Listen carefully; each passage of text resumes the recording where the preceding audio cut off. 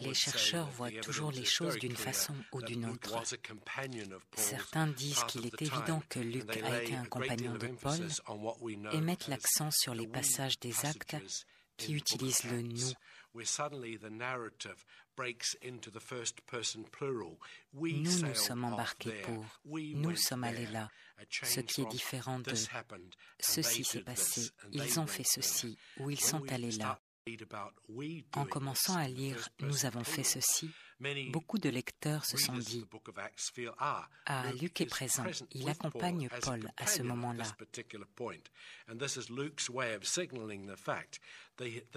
Ces lecteurs y voient la preuve que Luc était un compagnon de Paul.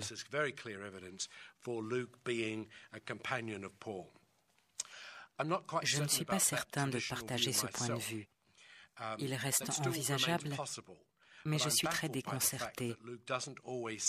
Luc semble ne pas toujours comprendre la richesse théologique de Paul. On ne retrouve pas la finesse et le radicalisme des épîtres de Paul dans les derniers chapitres des Actes. Alors il est possible que les passages en « nous » soient simplement un changement de style, pour donner plus de vie au récit, ou encore que l'auteur utilise une source différente à ces moments-là. Dès lors, ces passages ne reflètent pas nécessairement le fait que Luc ait été lui-même présent. Bien, mais le maintien du nous serait à comprendre comme un moyen littéraire qui accrédite, au fond, le récit. Ainsi déployé. Il y a un verbe dans le fameux prologue du chapitre 1 qui a un double sens. Au sens littéral, ça veut dire qui accompagne. Au sens figuré, ça veut dire qui suit attentivement et logiquement une recherche. Alors, à l'intérieur de la tradition des savants modernes, les uns disent, eh bien, l'auteur prétend avoir été le compagnon de ces événements. Parakoloukon, il a participé aux événements. Presque tous les exégètes critiques disent qu'il faut prendre ce verbe au sens figuré parce qu'il apparaît dans beaucoup d'autres prologues de l'Antiquité. Signifie qu'il a suivi l'affaire et qu'il a bien examiné l'affaire. Parikolouzikoti. Voilà, il a bien suivi l'affaire. Donc, ayant suivi l'affaire, il pourrait néanmoins être un compagnon de Paul. Il y a quand même des raisons, à mon avis, déterminantes pour lui refuser un âge pareil. Sa connaissance de Paul et de la théologie de Paul et des préoccupations principales de Paul empêche d'en faire un compagnon historique. Disciple de Paul. Ne faites pas un disciple de Paul. Vous trouvez ça dans tous les missels, les livres de messe, on dirait que Luc, elle était le compagnon de Paul, on trouve ça partout, même dans le priant en église. Mais c'est à mon avis, non. Quelqu'un qui aurait vécu en contact permanent avec Paul ne ferait pas de Paul un défenseur de la Torah, qu'est-ce que vous voulez. Vous savez, c'est notre personnage.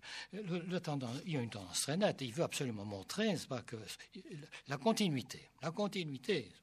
Et son Paul est un qui parle à la défense de la loi. C'est un bon observateur de la loi, un bon juif, etc. Vous comprenez. Lisez l'épître aux Romains, écoutez, ça ne coule plus. Alors, donc là, il y a une tension. À mon avis, cet homme-là n'a pas vécu avec Paul. C'est pas possible qu'ayant vécu au contact permanent d'une personnalité telle que celle de Paul, il nous donne un tel portrait de Paul dans les Actes. Je ne crois pas.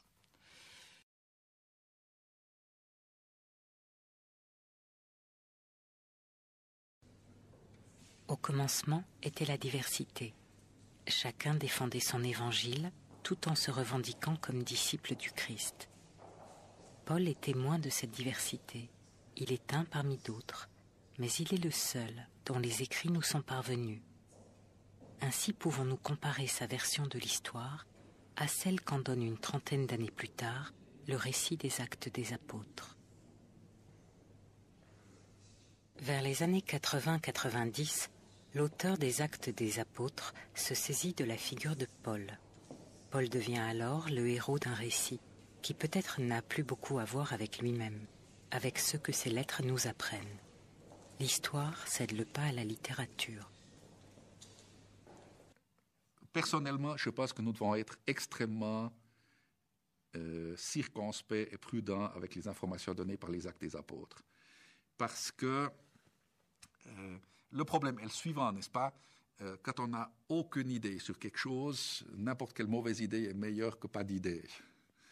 En ce qui concerne le début de l'histoire de l'apostolat paulinien, c'est-à-dire depuis l'appel, la vocation de Paul, ce qu'on appelle alors sa conversion, mais depuis la vocation de Paul, jusqu'à son passage à Corinthe, au milieu des années 50, là, on a des données des lettres de Paul. Ces données contredisent pour une grande partie les données qu'on a dans les Actes des Apôtres. Puis ensuite, on n'a plus rien, n'est-ce pas? La dernière chose qu'on a, c'est dans l'Épître aux Romains, c'est l'intention de Paul d'aller à Jérusalem puis en Espagne. Mais de ça, on n'a plus rien du tout. Et alors, là, on n'a plus que les Actes des Apôtres, n'est-ce pas? Et alors, par paresse, on se fie aux Actes des Apôtres.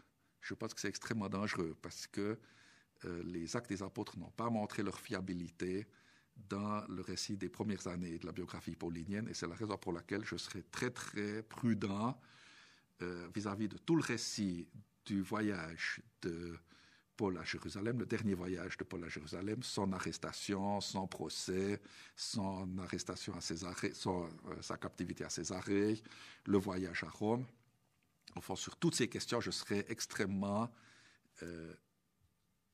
prudent. Et au fond, en ce qui concerne la biographie de Paul, je m'arrêterai à Corinthe et je dirai ensuite, tout est extrêmement...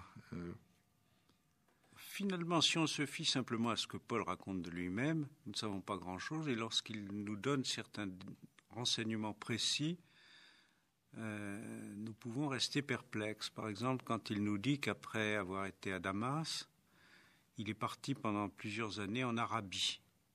Qu'est-il allé faire en Arabie? On ne le sait pas. Le livre des Actes ne nous parle pas de ce déplacement en Arabie. Ça aurait été pourtant bien intéressant de savoir ce qu'il était allé y faire et qui il avait pu y rencontrer. Il dit qu'il revient à Damas parce qu'il était recherché par Arétas, le roi d'Arabie. Qu'est-ce qui s'était passé entre ce roi et lui, ou entre l'Arabie et lui, pour qu'il soit pourchassé jusqu'à Damas? Nous ne le savons pas non plus. Ce que nous raconte le livre des Actes, c'est qu'à Damas, il rencontre une opposition ferme de gens qui sont des hellénistes. On est obligé de le faire fuir, etc. On montre encore à Damas la rue où Paul s'est enfui via une fenêtre et dans un panier. Mais tous ces détails, comme le fait qu'il aurait été, selon un discours de Paul dans les Actes, élevé au pied de Gamaliel, c'est-à-dire disciple de Gamaliel, on peut penser que quand Paul se réclame de toute sa lignée juive et de sa foi pharisaïque, il aurait mentionné le nom de Gamaliel. Il ne le fait pas.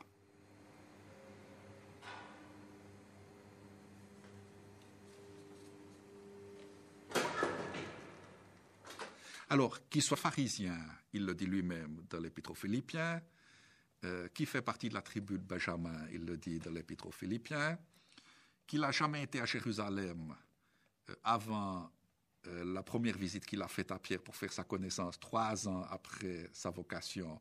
Ça, c'est ce qu'il dit dans l'Épître aux Galates. Donc, l'idée qu'il ait été l'élève de Gamaliel, qu'il ait fait ses études à Jérusalem, me semble contredit par les Épîtres. Qu'il soit citoyen romain, j'en sais rien, ça passe en tout cas bien dans le paysage lucanien. Qu'il sache l'hébreu, c'est aussi une affirmation des Actes des Apôtres. Ça me paraît plus plausible quand on considère les lettres. La Bible de Paul, c'est la Septante, ce n'est pas le texte hébraïque. Donc je crois que nous avons là beaucoup de traits ajoutés ou introduits par Luc de la biographie qui ont toutes en fait le même but, c'est de raciner Paul à Jérusalem. Et je pense que cet enracinement de Paul à Jérusalem est contredit par les Épîtres, mais qu'en fait, il appartient au projet littéraire des Actes. Il y a 2 portraits de Paul. Celui qui découle de ses propres épîtres, où il apparaît en chef chrétien radical et dynamique, qui a pris ses distances avec quelques-uns des principes du judaïsme, et le portrait qu'en donne Luc dans le livre des Actes, où il apparaît comme un juif pieux, respectueux de la loi. Ce sont 2 images très différentes, un autoportrait et son portrait par Luc une génération plus tard. Si nous ne possédions pas les épîtres de Paul, si nous n'avions que les Actes des Apôtres, Paul apparaîtrait comme un personnage totalement différent. Paul apparaîtrait comme un personnage aux conceptions religieuses parfaitement orthodoxes, entre guillemets. Alors la question qui se pose, c'est pourquoi ? Pourquoi est-ce que l'auteur des Actes des Apôtres veut présenter un portrait de Paul qui soit complètement aseptisé ? Paul, certes, est un grand missionnaire qui n'a peur de rien, qui, au risque de sa vie, va chercher des convertis chercher à faire des convertis dans les coins les plus reculés de l'Asie mineure et de la Grèce, Paul qui est battu, Paul qui fait naufrage de nombreuses fois, Paul qui souffre de façon récurrente. Ce Paul n'est, d'un point de vue idéologique, je l'ai dit, n'est pas un innovateur. Et en termes d'autorité, Paul est subordonné à l'Église. Paul est véritablement domestiqué. Paul des Épîtres et du Paul de Luc, du Paul des Actes, c'est vraiment un problème extrêmement difficile. Parce que il y a des différences notables, des différences marquantes. Il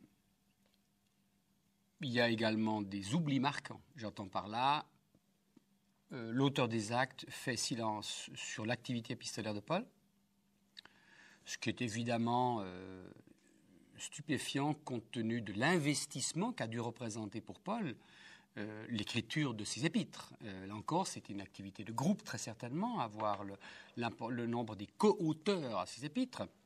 Mais c'est surtout un labeur dans lequel Paul s'est investi d'une manière impressionnante à en considérer le résultat. Il y a un silence complet sur les conflits et les crises qui ont agité à la fois la chrétienté paulinienne et puis qui ont troublé les rapports entre l'apôtre et ses communautés.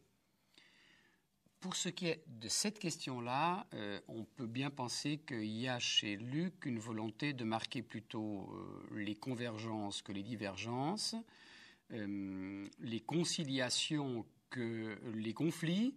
Donc l'impasse sur les conflits est explicable. Le silence sur l'activité épistolaire, nettement moins.